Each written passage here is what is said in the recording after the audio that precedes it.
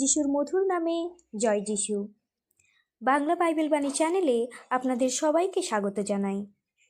আজ আমরা এই ভিডিওটিতে যোহন রচিত সুসমাচার 6 অধ্যায়ের 40 থেকে 60 পদটি আলোচনা করব, যেখানে প্রভু যিশু এই কথা বলেছেন, আমার পিতা এই চান যে কেউ তার পুত্রকে দেখে ও তাতে বিশ্বাস করে সে যেন অনন্ত জীবন লাভ করে, আর আমি তাকে শেষ দিনে ওঠাবো।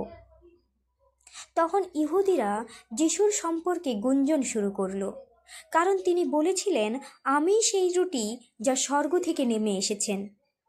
কারণ এই ইহুদিরা সবাই প্রভুর যিশুর পিতা মাতাকে জানতেন, তাই তারা এই সাংসারিক চিন্তাভাবনার মধ্যে থেকে ভাবছিলেন যে ইনি কিভাবে স্বর্গ থেকে নেমে আসতে পারেন, এনার পিতা মাতাকে তো আমরা জানি। তাই ঠিক পরের বাক্যতেই আমরা পাই, তারা বলল, তিনি কি যোসেফের ছেলে নন? তাহলে এখন কেমন করে তিনি বলছেন আমি স্বর্গ থেকে নেমে এসেছি? এর উত্তরে যিশু তাদের বললেন, নিজেদের মধ্যে এসব বচসা বন্ধ করো। যিনি আমায় পাঠিয়েছেন সেই পিতা না আনলে কেউ আমার কাছে আসতে পারে না, আর আমি তাকে শেষ দিনে জীবিত করে তুলব। ভাববাদীদের পুস্তকে লেখা আছে, তারা সকলেই ঈশ্বরের কাছে শিক্ষা লাভ করবে। যে কেউ পিতার কাছে শুনে শিক্ষা পেয়েছে সে আমার কাছে আসে। আমি বলছি না যে কেউ পিতাকে দেখেছেন, কেবলমাত্র যিনি পিতার কাছ থেকে এসেছেন তিনিই পিতাকে দেখেছেন।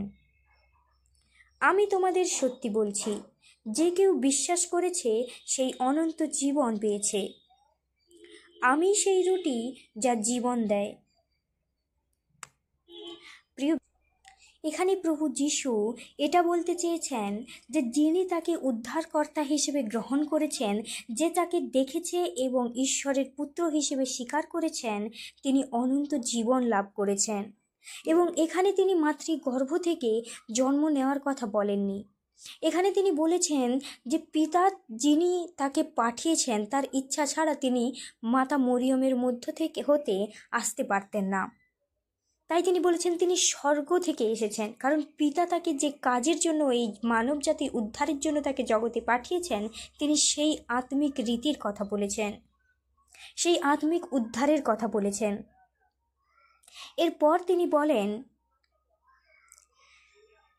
তোমাদের পিতৃপুরুষেরা মরুপান্তরে মান্না খেয়েছিল, কিন্তু তবু তারা মারা গিয়েছিল। অর্থাৎ প্রিয় বিশ্বাসীরা, এখানে এই বাক্যটির মধ্য থেকে খুব গুরুত্বপূর্ণ তথ্য আমরা পাই যে পিতৃপুরুষেরা মরুপান্তরে মান্না খেয়েছিল, সেটি ছিল শারীরিক ভোজন। কিন্তু প্রভু যিশু এখানে আত্মিক ভোজনের কথা বলছেন, যে ভোজনটির পরে মানুষের খিদে পায় না, পিপাসা পায় না এবং চিরজীবিত থাকে। কারণ এখানে তাদের পিতৃপুরুষেরা যে খাবার খেয়েছিল সেটি শারীরিক, তাই তারা মান্না খাওয়ার পরেও মারা গিয়েছিল।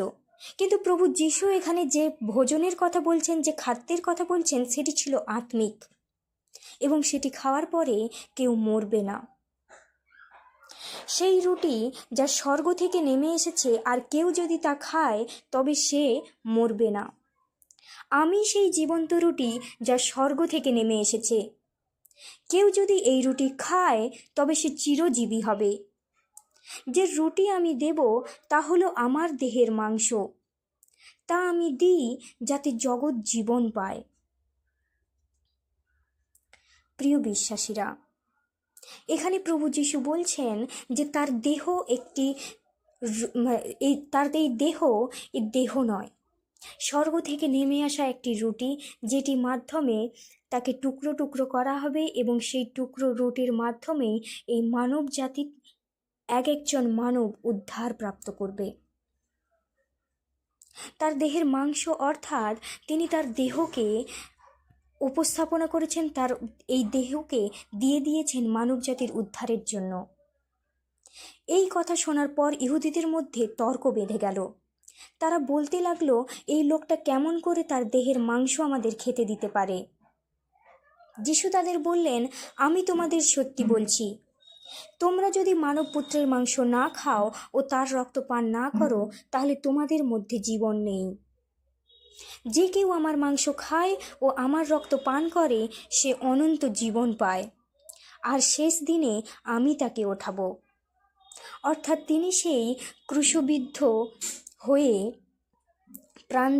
প্রাণ দেওয়ার কথা বলেছেন। তার শরীরকে কিভাবে লাথি ঝাঁটা মারা হয়েছিল, নচে দেওয়া হয়েছিল, রক্তক্ষরণ হয়েছিল, এখানে সেই কথা বলা হয়েছে যে আমাকে নাও এবং তোমরা উদ্ধার প্রাপ্ত করো। কিন্তু এখানে ইহুদিরা শারীরিকভাবে চিন্তাভাবনা করে বলেছিলেন যে এই লোকটা তার দেহের মাংস কি করে আমাদের খেতে দেয়, এবং তার এই দেহের মাংসতে কত লোকই বা মানবজাতি, কত লোক উদ্ধারপ্রাপ্ত করবে। কিন্তু তারা সেই আত্মিক কথা বুঝতেই পারেননি। তারপর প্রভু যীশু বলেন, আমার মাংসই প্রকৃত খাদ্য ও আমার রক্তই প্রকৃত পানীয়। যে আমার মাংস খায় ও আমার রক্ত পান করে সে আমার মধ্যে থাকে আর আমিও তার মধ্যে থাকি। যেমন জীবন্ত পিতা আমাকে পাঠিয়েছেন আর পিতার জন্য আমি জীবিত আছি, ঠিক সেই রকম যে আমাকে খায় সে আমার দরুন জীবিত থাকে। অর্থাৎ প্রভু যীশুকে যিনি উদ্ধারকর্তা হিসেবে গ্রহণ করেছেন, যিনি তাকে দেখে বিশ্বাস করেছেন, প্রভু যীশু তার সঙ্গে সব সময় থাকেন। তার আশীষ তার কাছে সব সময় থাকে, তার আশীর্বাদ, তার ছায়া সব সময় সেই মানুষটিকে রক্ষা করে, এই জগৎ সংসারের মধ্য থেকেও তাকে উদ্ধার করে নিয়ে যায়। এরপর তিনি বলেন, এই সেই রুটি যা স্বর্গ থেকে নেমে এসেছিল। এটা তেমন রুটি নয় যা তোমাদের পিতৃপুরুষেরা খেয়েছিল এবং তা সত্ত্বেও পরে তারা সকলে মারা গিয়েছিল। এই রুটি যে খায় সে চিরজীবী হবে। কফরনাহুমে সমাজগৃহে শিক্ষা দেওয়ার সময় যিশু এই সব কথা বলেছিলেন। প্রিয় বিশ্বাসীরা, আশা করি আপনারা এই বাক্যটি বুঝতে পেরেছেন।